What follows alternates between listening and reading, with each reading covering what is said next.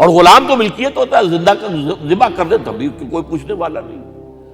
تو جو بیت رہی تھی بلال پر، ابو فقیہ پر، زنیرہ پر، جو ان پر بیت رہی تھی، جو خباب پر بیت رہی تھی، جس طرح ہلاک کیا گیا ہے حضرت سمیہ کو، حضرت یاسر کو، یہ ساری تکلیفیں انہیں بھی تھیں، لیکن کیا اس کا یہ بالواسطہ ایذا محمد کے لیے نہیں تھا صلی اللہ علیہ وسلم؟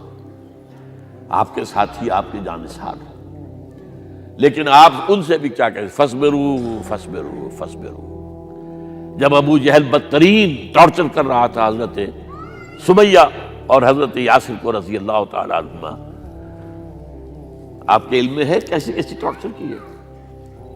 جوان بیٹے کو باندھ دیا ایک ستون کے ساتھ، اس کی نگاہوں کے سامنے برہنہ کیا ہے ماں کو،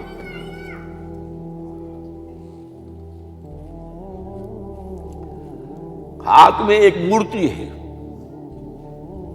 جب تنگ آ گیا، ستا کر تنگ کر کے مار مار کے حضرت سمیہ ٹس سے مس نہیں ہو رہی، کہتا ہے تم ایک دفعہ کہہ دو سمیہ کہ ہاں اس مورتی میں بھی کچھ ہے، میں تمہیں چھوڑ دوں۔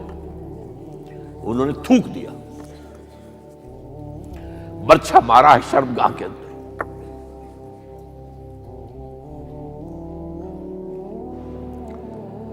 کتنی تکلیف پہنچی ہوگی حضور کو، لیکن آپ گزر رہے، اصبروا یا آل یاسر فإن موعدکم الجنہ، اے یاسر کے گھر والوں صبر کرو، تمہارے استقبال کی تیاریاں ہو رہی ہیں جنت میں۔ یہ سیرت کوئی بلاتا سناتا ہے، یہ سیرت یاسر کے ساتھ کیا کیا ہے؟ 4 اونٹ نر سانڈ، اور ان کے ساتھ رسے باندھ کر ایک رسے سے ان کا ایک بازو باندھا، ایک سے دوسرا بازو، ایک سے ایک ٹانگ، دوسرے سے دوسری ٹانگ، انہیں دوڑایا ہے کہ پرکھتے ہو جیسے قسم کے۔ یہ دین ایسے ہی قائم نہیں ہوا، عدل و انصاف کا نظام ٹھنڈے ٹھنڈے قائم نہیں ہوتا، گھر میں آرام سے بیٹھے ہوئے قائم نہیں ہوتا۔ اور سنیے، 3 برس شیب بنی ہاشم کے اندر قید ہے، 3 برس، اور یہاں کی قید پر قیاس نہ کریں۔ یہاں تو جیل میں کھانے کو ملتا ہے، راشن ملتا ہے، جیسا بھی ملتا تو ہے نا، اور لیڈروں کے لیے تو class A class B class ہے، آپ تو ان کا تو لیڈر تو لوگ جب آتے ہیں جیل کاٹ کر معلوم ہوتا ہے کہ شاید کسی صحت افزا مقام سے تشریف لا رہے ہیں۔ وہاں کیا تھا؟ ٹوٹل بائیکاٹ، ایک گھاٹی، ادھر پہاڑ ادھر پہاڑ، دونوں طرف جو ہے پہرے، کوئی کھانے پینے کی چیز اندر نہیں جائے گی،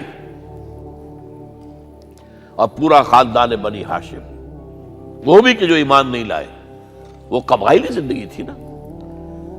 بنو ہاشم چونکہ حضور کو پشت پناہی چھوڑنے کو تیار نہیں ہوئے، ابو طالب نے آخری وقت تک بھی ساتھ نہیں چھوڑا۔ ہاں، آخری وقت کے قریب ایک بات ہو گئی تھی، ایک مرتبہ تو ہوا کہ وفد آیا ہے قریش کا کہ اپنے بھتیجے کو روک لو، وہ ہمارے معبودوں کی توہین کرتا ہے۔ ابو طالب نے بلایا اور آپ سے کہا کہ یہ کچھ اپنے رویے کو بدلے۔ آپ نے فرمایا چچا جان، اب تو چاہیے میرے ایک ہاتھ پر سورج اور دوسرے پر چاند رکھ دے، میں اپنے اس مشن کو چھوڑ نہیں سکتا۔ یہ ہے استقامت۔ اور ابو طالب کے عین انتقال کے وقت جو معاملہ ہوا، جب وفد آیا ہے کہ ٹھیک ہے اب ہمارا جو ہے صبر کا پیمانہ لبریز ہو گیا ہے، اب ٹھیک ہے آ جاؤ میدان میں، تم بھی ساتھ چھوڑنے کو تیار نہیں ہو۔ ابو طالب نے بلایا اس کو، بھتیجے مجھ پر اتنا بوجھ نہ ڈالو جو میں برداشت نہ کر سکوں۔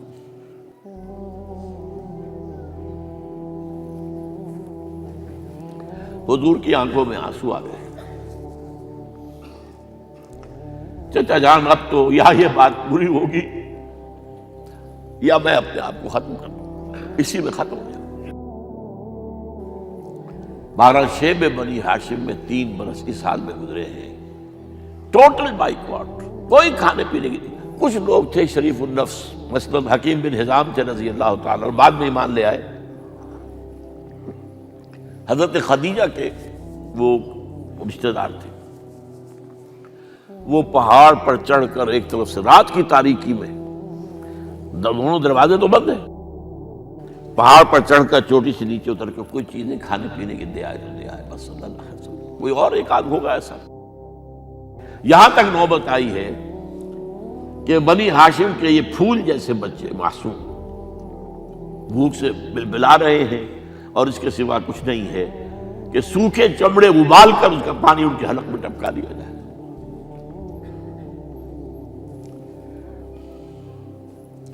اور جو ہوا وادی طائف میں، جب مکے والوں نے فیصلہ کر لیا کہ آپ قتل کر دو، ابو طالب بھی فوت ہو چکے ہیں، اب کوئی اندیشہ نہیں، کوئی خانہ جنگی شروع نہیں ہوگی، کوئی انٹرا ٹرائبل وار نہیں ہوگی، تو آپ طائف گئے ہیں۔ شاید وہاں کے 3 سردار تھے بڑے، اور یہ طائف اصل میں قریشی کا سمجھیے کہ یہ ان کا گرمیوں کا یہ صحت افزا مقام تھا۔ یہ تمام جو سردار تھے مکے کے، ان کی جائیدادیں وہاں تھی، باغات تھے، اور وہاں کے بھی 3 سردار تھے، تو شاید ان میں سے کسی کو اللہ توفیق دے دے۔ وہاں گئے ہیں اور صرف ایک ساتھ ہیں، حضرت زید بن حارثہ، حضرت ابو بکر بھی ساتھ نہیں، سائے کی طرح ساتھ رہنے والا بھی ساتھ نہیں تھا۔ وہاں جا کر جو آپ نے تینوں سے بات کی ہے، تینوں نے وہ باتیں کہی ہیں جو کلیجے کو چیر جائیں۔ تمہارے سوا کوئی اللہ کو نہیں ملا تھا رسول بنانے، جاؤ چلے جاؤ۔ ایک کہتا ہے فوراً چلے جاؤ یہاں سے، اس لیے کہ ہو سکتا ہے کہ تم سچے ہو تو کہیں میں تمہاری توہین نہ کر دوں، اور یہ بھی ہو سکتا ہے تم جھوٹے ہو تو جھوٹے کو میں منہ نہیں لگانا چاہتا۔ 3 دن کی یہ سختی، اور اس میں کیا ہو رہا ہے، اسٹریٹ ارچنز جو کہلاتے ہیں ہمارے یہاں، جھوکرے گلیوں کے، انہیں اشارہ کر دیا ذرا ان کی خبر لو، اب وہ پتھراؤ کر رہے ہیں۔ جیسے ہمارے ہاں کوئی آ جاتا ہے، کوئی نیم پاگل یا کوئی اور کسی طرح کا مست قسم کا آدمی، اور اس کے اوپر چھوکرے چاروں طرف ہوں اور ستا رہے ہوں، یہ نقشہ تھا، اور طائف کی گلیاں تھیں، اور محبوب رب العالمین تھے۔ ادھر سے پتھر آ رہے ہیں تو زید بن حارثہ رکاوٹ بن گئے ہیں، لیکن پیچھے سے آ رہے ہیں، وہ کیسے روکیں گے؟ پیچھے جاتے ہیں تو ادھر سے آ رہے ہیں۔ جسم لہو لہان ہے، خون رس رس کر زخموں سے جوتیوں میں آ کے جم گیا ہے۔ پھر وہاں سے آپ نکل کر گئے ہیں، ایک باغ میں تھوڑی سی پناہ لی ہے تھوڑی دیر کے لیے، جوتے بڑی مشکل سے اترے ہیں، خون جمع ہوا، اور وہ جو پھر دعا نکلی ہے آپ کے، وہ کلیجے کو چیر جانے والی ہے۔ اللہم الیک اشکو ضعف قوتی وقلت حیلتی وحوانی علی الناس، اے اللہ تیری جناب میں فریاد لے کر آیا ہوں، اپنی قوت کی کمی کا، اپنے وسائل کی کمی کا، اور لوگوں میں جو رسوائی ہو رہی ہے، الی من تکلنی الی بعید یتجہمنی او الی عدو ملکت امری، مجھے کس کے حوالہ کر دیا ہے، مجھے دشمن کے حوالے کر دیا جو چاہے میرے ساتھ کر گزرے۔ فریاد ہے کہ نہیں؟ بڑی زوردار فریاد ہے، بڑی زوردار، لیکن پھر مقام عبدیت کا ظہور ہوتا ہے۔ ان لم یکن علی غضبک فلا ابالی، اے اللہ اگر تو ناراض نہیں ہے، مجھے اندیشہ یہ ہو گیا کہ کہیں تو ناراض تو نہیں ہو گیا ہے، کہیں تو نے میرا ساتھ تو نہیں چھوڑ دیا ہے۔ اگر تو ناراض نہیں ہے تو مجھے کوئی پرواہ نہیں، جو ہو سو سر تسلیم خم ہے جو مزاج یار میں آئے۔ واپس آئے ہیں تو مکے میں داخل نہیں ہو سکتے تھے، وہاں تو قتل کا فیصلہ ہو چکا۔ باہر ہی آپ نے ڈیرا لگایا، زید بن حارثہ کو بھیجا، فلاں شخص کے پاس جاؤ کہ تم اگر امان میں لے لو محمد کو تو محمد آ جائیں، میں تو میری یہ پوزیشن نہیں ہے، میں قریش کے مقابلے میں امان نہیں دے سکتا۔ دوسرے کے پاس بھیجا، اس نے بھی کچھ ایسے جواب دے دیا۔ تیسرے کے پاس جب گئے حضرت زید، مطعم بن عدی، اس نے کہا ٹھیک ہے، میں امان دیتا ہوں محمد کو وہ آ جائے مکے میں۔ حضور سے آگے کہا، حضور نے فرمایا نہیں جا کر کہو آ کر لے کر جا۔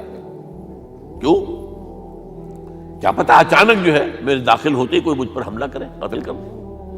وہ تو یہ کہہ سکے کہ ہمیں کیا پتا تھا کہ مطعم نے جو ہے امان دی ہے، I never knew it۔ اب یہ قبیلے کے اندر یہ ہوتا تھا کہ ایک نے امان دے دی، سب کی طرف سے امان۔ لہذا حضور نے فرمایا آ کر لے کر جاؤ۔ وہ اپنے 6 بیٹوں کو ہتھیار سجا کر لے کر آیا ہے اور پھر لے کر گیا حضور کو، کہتا ہوا گزر رہا ہے راستے میں، لوگوں سن لو محمد میری امان میں ہے صلی اللہ علیہ وسلم۔ اس لیے آپ کو مکے کے اندر پھر 2.5 سال مزید رہنے کا موقع ملا ہے، اور اتنا بڑا احسان آپ نے مانا پھر مطعم بن عدی کا کہ غزوہ بدر میں جب 70 اسیر تھے قریش کے حضور کے پاس، تو آپ نے فرمایا تھا کہ اگر آج مطعم زندہ ہوتا اور وہ سفارش کرتا تو میں ان سب کو چھوڑ دیتا بغیر کسی فدیے کے۔ بہرحال یہ چند باتیں میں نے آپ کو بتائی، باقی تو یہ کہ غار ثور ہے کیسی کیسی، اور پھر غزوہ بدر سے پہلے کی رات ہے، اور وہ آپ کا زندگی کا طویل ترین سجدہ ہے اس میں، جہاں تک یہ الفاظ بھی آپ نے کہہ دیا اللہ اگر کل یہ جو 313 یہاں جمع ہیں اگر یہ ختم ہو گئے تو پھر قیامت تک تیرا نام لینے والا کوئی نہیں ہوگا، میں آخری رسول اور میری یہ 15 برس کی کمائی ہے۔ اس وقت کہا حضرت ابو بکر نے، وہ پہریدار کی حیثیت سے کھڑے تھے کہ حسبک حسبک حضور بس کیجئے بس کیجئے۔ بہرحال بدر ہے، احد ہے، زخمی ہوئے ہیں، دندان مبارک شہید ہوئے ہیں، خون اتنا بہا ہے کہ بے ہوش ہو گئے ہیں، اور خبر اڑ گئی ہے کہ آپ شہید ہو گئے۔ یہ سب کچھ، اور سب سے بڑھ کر حمزہ کی لاش سامنے آئی۔ کیسی لاش؟ ناک کٹی ہوئی ہے، کان کٹے ہوئے ہیں، پیٹ چاک کر کے کلیجہ چبایا ہوا ہے۔ کس طرح برداشت کیا ہوگا آپ نے؟ اپنے اوپر طاری کر کے دیکھیں، یہ حمزہ کون ہے؟ چچا ہے، دودھ شریک بھائی ہے، خالہ داد بھائی ہے، ساتھ کا کھیلا ہوا ہمجولی ہے، اور اس کی لاش ہے۔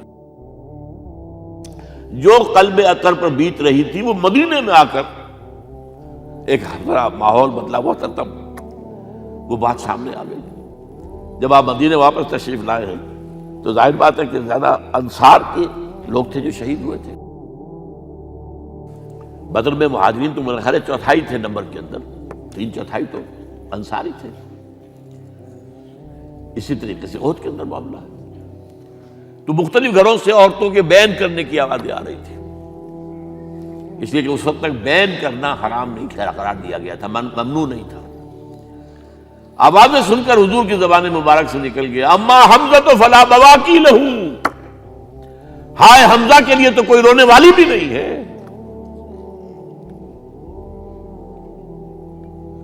اس پر پھر صحابہ نے، انصار نے اپنے ہاں کی خواتین کو حضرت صفیہ کے ہاں بھیجا، وہ سگی بہن تھی، وہاں انہوں نے جا کے بھی تعزیت کی بہن کی۔ غزوہ احزاب کا آپ نے سن ہی لیا، اسوہ رسول پر نہ معلوم کیا کیا باتیں چیز لوگوں میں مشہور ہو گئی ہیں۔ اسوہ کا لفظ آیا کہاں ہے قرآن میں؟ سورہ احزاب میں۔ وہ اسوہ کیا تھا؟ جب خندق کھودنے کا فیصلہ ہوا ہے تو خندق کھود رہی ہے، حضور بھی لگے ہوئے ہیں، بھاری بھاری پتھر اٹھا کر کندھے پر لا کر باہر پھینک رہے ہیں، پتھریلی زمین تھی، ایک پتھر کسی سے ٹوٹا نہیں تھا، تو حضور نے جو ہے 3 دفعہ جو اس کے اوپر ضرب لگائی تب ٹوٹا ہے۔ لیکن یہ کہ کئی دن کے فاقے ہو چکے تھے، کھانے کو کچھ نہیں، پورا محاصرہ تھا، 12,000 کا لشکر گھیرے ہوئے، یہاں تک کہ آپ کو معلوم ہے کہ گھروں کے اندر بیت الخلا تو نہیں ہوتے، باہر جاتے تھے قضاء، اس کا کوئی امکان نہیں۔ شدید ترین آزمائش جو ہوئی ہے اس کا نتیجہ ایک طرف یہ نکلا کہ منافقین کا نفاق ان کی زبانوں پر آ گیا۔ قرآن مجید میں ہے یہ انہی آیات میں، ما وعدنا اللہ ورسولہ الا غرورا، ہمیں تو اللہ اور اس کے رسول نے دھوکہ دے کے بروا دیا۔ ہم سے کہا تھا کہ قیصر و کسریٰ کے خزانے تمہارے قدموں میں آئیں گے، اور حال یہ ہے کہ اب رفع حاجت کے لیے باہر نہیں جا سکتے، کھانے کو کچھ نہیں۔ اس وقت کچھ صحابہ آئے ہیں حضور صلی اللہ علیہ وسلم سے، دیکھیے فاقے سے قبر دوہری ہوئی جا رہی ہے، ہم نے اپنے پیٹوں پر پتھر باندھے ہوئے، چادروں کے ساتھ پتھروں کسا ہوا تاکہ قبر سیدھی رہے۔ حضور نے اپنا کرتا مبارک اٹھا کر دکھایا، 2 پتھر بنے ہوئے۔ یہ ہے اسوہ، یہ ہے آپ کی سنت، آپ کا اسوہ حسنہ۔ لیکن اس اسوہ حسنہ سے فائدہ کون اٹھا سکتا ہے؟ لقد کان لکم فی رسول اللہ اسوۃ حسنۃ لمن کان یرجو اللہ والیوم الآخر وذکر اللہ کثیرا۔ اسوہ تو اپنی جگہ ہے، قرآن میں ہدایت سب کے لیے، ھدی للناس، لیکن فائدہ اٹھائیں گے صرف متقین، ھدی للمتقین، ہے سب کے لیے، اسوہ سب کے لیے ہے، لیکن استفادہ وہی کر سکے گا جو 3 شرطیں پوری کرے: اللہ اور یوم آخر پر ایمان، اور اللہ کا ذکر کثرت کے ساتھ کرے۔ بہرحال یہ میں نے آپ کے سامنے اس حوالے سے رکھا ہے، یہ اسوہ جو ہے حضور کا، یہ ہم پر اتمام حجت ہے۔ دیکھیے نوٹ کیجئے، پوری نوع انسانی پر اتمام حجت، اسلام کا نظام عدل اجتماعی جو قائم کر کے دکھا دیا، حجت قائم ہے۔ اسے انگریزی میں کہتے ہیں اٹس ڈویبل، کیا جا سکتا ہے، یہ کام ہو سکتا ہے، اس لیے کہ زمین پر قدم بقدم چل کر یہ انقلاب آیا، محنت سے آیا، مشقت سے آیا، ایثار سے آیا، قربانیوں سے آیا، تکلیفیں جھیل کر آیا، صبر و مصابرت سے آیا، استقامت و مقاومت سے آیا۔ یہاں پر معجزوں کی کار فرمائی نہ ہونے کے برابر ہے۔ یہاں دھوپ سے بچانے کے لیے کوئی اللہ نے صاحبان نہیں دیا، ظل اللہ علیکم الغمام، اور بھوک سے بچانے کے لیے من و سلوہ نازل نہیں ہوئے۔ غزوہ تبوک میں ایسا بھی ہوا ہے کہ 3 مجاہدین کا 24 گھنٹے کا راشن ایک کھجور، ایک نے منہ میں رکھی، کچھ چوس لی، کچھ گلوکوز چلا گیا اس میں سے، دوسرے کو دے دی، اس نے چوس لی، پھر تیسرے کو دے دی۔ من و سلوہ نازل نہیں ہوئے،